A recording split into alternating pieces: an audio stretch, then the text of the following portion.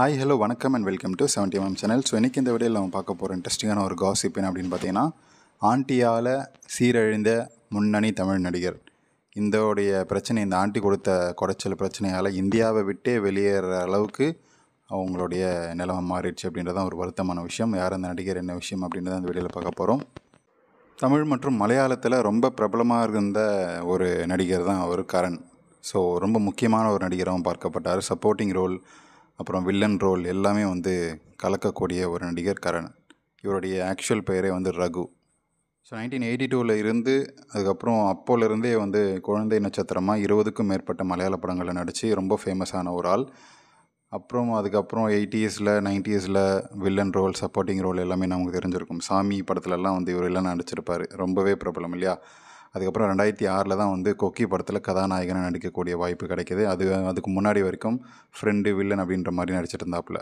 கருப்பசாமி கொத்தகைதாரர், காத்தவராயன், தம்பி வெட்டி, அடாவடி சுந்தரம் அப்படின்னு சொல்லி நிறைய மொக்க படங்கள், அடுத்தடுத்த மொக்க படங்கள் நடித்து படங்கள் பெருசாக எதுவுமே வெளியே ஓடவே இல்லை. ஒரு 2 நாள் 3 நாளில் தியேட்டரை விட்டு தூக்கிடுற அளவுக்கு ரொம்ப மோசமாக இருந்துச்சு அந்த மூவிஸ் எல்லாமே.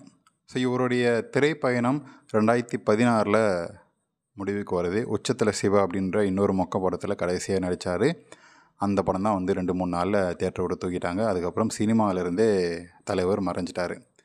ஏன் என்ன ஆச்சு அப்படின்னு சொல்லி பார்க்கும்போது, கரனோட வாழ்க்கையில் ஒரு ஆண்டி பூந்து விளையாடி இருக்காம்பல. அந்த ஆண்டியோட கரனும் விளையாடி இருக்காரு. கரண் கூட அந்த ஆண்டி இன்னும் அதிகமாக காசு பார்த்து பயங்கரமாக விளையாடிட்டு இருக்காங்க.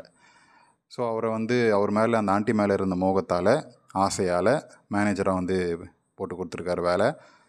அந்த மேனேஜர் என்ன பண்ணியிருக்காங்கன்னா, கரனுக்கு உதவியாக எல்லா விஷயத்துலையும் பணிவிடைகள் செஞ்சுவிட்டு, அப்புறம் அந்த விஷயங்கள் என்ன சொல்கிறது, அட்வான்ஸ் கேட்குறது, அப்புறம் சம்பளத்தை நிர்ணயிக்கிறது, டேட்ஸ் கேட்குறது, என் கதை கேட்குற முதற்கொண்டு அந்த ஆண்டியோட அழகில் மயங்கினதால் எல்லாத்தையுமே தூக்கி கரண் ஆண்டிகிட்ட கொடுத்துட்டாரு. ஸோ இந்த மார்க்கெட் மொத்தமாக காணாமல் போனது இந்த பெண்ணால் தான் அப்படின்னு சொல்லப்படுது. அதுக்கு ஏன் அப்படின்னா, இஷ்டத்துக்கு அந்த ஆண்டி விளையாடி இருக்காங்க.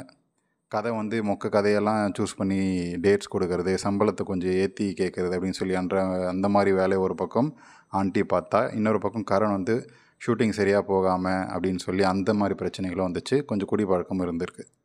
ஸோ இதனால் ப்ரொடியூசர் சும்மா இருப்பாங்களா, அதோட கரணை தூக்கி ஓரம் கட்டிட்டாங்க.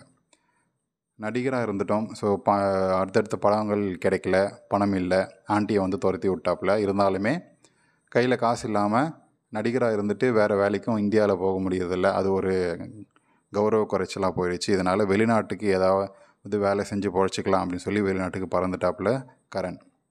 இருப்பினும் இந்த மாதிரியான ஒரு நிலைமை கரனுக்கு வந்திருக்கக்கூடாது. ரொம்ப ஃபேமஸான தமிழ் சினிமா ஆக்டர், இப்படி ஒரு கடைசி கால நிலைமை இப்படி மாறி இருக்கும் அப்படின்னு சொல்லி யாருமே எதிர்பார்த்துருக்க மாட்டாங்க. திரும்ப ரீஎன்ட்ரி கொடுத்தா படங்கள் ஓடுமா அப்படின்றது ஒரு பெரிய கொஷின் மார்க் தான். ஆனால் கரனோட வாழ்க்கையில் ஆண்டி விளையாடிட்டாங்க. ஆண்டி லவர்ஸ் எல்லாமே கொஞ்சம் ஜாக்கிரதையாக இருந்துக்குங்கப்பா. ஆண்டி உள்ளே வந்தால் இதுதான் கதை போல். ஸோ இருக்கிற வரைக்கும் ஜாலியாக என்ஜாய் பண்ணிட்டாங்க. ஆனால் இப்போ காசு இல்லாதப்போ ஆண்டி வேறு ஆளை பிடிச்சிட்டு போயிருப்பாங்க.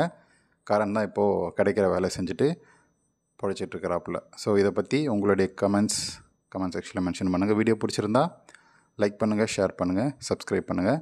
அண்ட் டிஸ்கிரிப்ஷனில் கொடுத்துருக்கக்கூடிய இன்ஸ்டாகிராம் பேஜுக்கும் 70mm ஸ்டோரிஸ் சேனலுக்கும் மறக்காமல் சப்ஸ்கிரைப் பண்ணுங்கள்.